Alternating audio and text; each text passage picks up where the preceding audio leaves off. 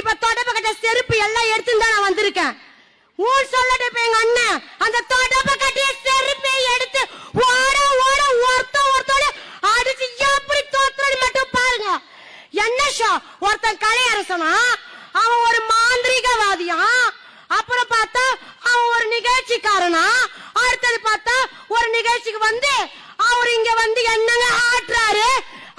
ஒருத்தையோட தியாகமே தோப்பைய ஒண்ணு போட்டுக்கிட்டேன் ஆடுறாப்பா, இதுக்கும் பொம்பளைங்க கிட்ட அவன் என்ன நடத்துறான். எவன் பார்வதி செருப்பு தோட்டப்படுத்து பிஞ்சிருண்டி. எங்க பொட்ட புள்ளிங்க பிக் பாஸ் பாக்குது. எச்சால நாய என்னடி பிக் பாஸ் நீ பண்ணிட்டு இருக்க, என்னடி துணி போடுறீங்க நீங்க, என்னடி ஆறாது நாயிலே வந்தே வச்சுக்கோ. கைய காலை எல்லாத்தையும் உடைச்சு தோடு தோட போட்டுருவேன். எச்சால நாயிலே பார்க்கும்போது நேரத்து கொதிக்குது, மனசு எரியுது, மனசு வலிக்குது. இன்னொரு தடவை பிக் பாஸ் சொல்றேன் பாருங்க, நிகழ்ச்சி எடுக்கிறவன் ஒழுங்கான முறையில ஆடை போட்டு ஒழுங்கான முறை பேச்சு பேசினா இந்த பிக் பாஸ் தொடரலாம். இல்லை என்றால் வச்சுக்கோ, பிக் பாஸ் தொடர்ந்து மாவனே பிக் பாஸ் நடத்துறவனுக்கே தொடப்ப கட்ட செருப்படுதவியும். பிக் பாஸ் ஒழிக, பிக் பாஸ் ஒழிக, பிக் பாஸ் ஒழிக, பிக் பாஸ் அடுத்த இயக்குனர ஒழிக. அவன் எவன விஜயபதி சேதுபதி ஒழிவ அடிப்ப உதைப்ப என்ன வேணா பண்ணுவேண்டா. நான் உள்ள போன அண்ணன் இருக்காண்டா, என் ரத்தம், என் உயிருக்கு உயிர், என் அன்பு அண்ணன் வேல் முருகன் இருக்காண்டா. என் குடும்பத்தை எப்படி பார்க்கணும்னு அவருக்கு தெரியும்டா. டேய் எனக்கு ரொம்ப கோவம் வருது, உள்ள விட்டா போதும் நினைக்கிறேன். என்ன அண்ணா என்ன உள்ள மட்டும் போ சொல்லுடா. நீ நான் என்ன பண்றேன்னு மட்டும் பாருண்ணா.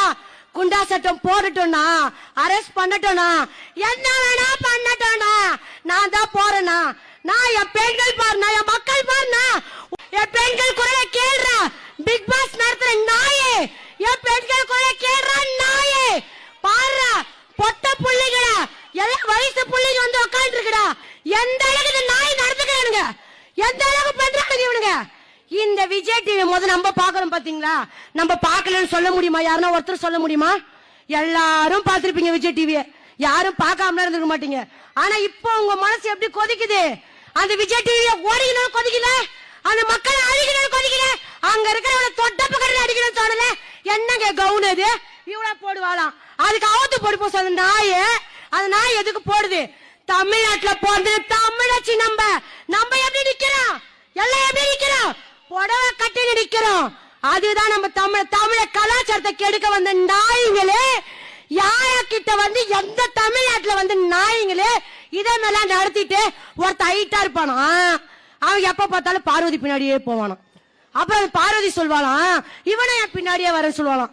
இதெல்லாம் பாக்குற நம்ம கிறுக்கு, எப்படியே இதெல்லாம் பாக்குற நம்ம கிறுக்கு பைத்தியம். அவளுங்க வந்து நடிக்கிறது நம்ம பார்த்து அதுக்கு டிஆர்பி ஏறுமா, அவளுங்க சம்பாஷணம் போவாளுங்களாம். இதெல்லாம் பார்த்துட்டு நம்ம கம்மு நிக்கணுமா?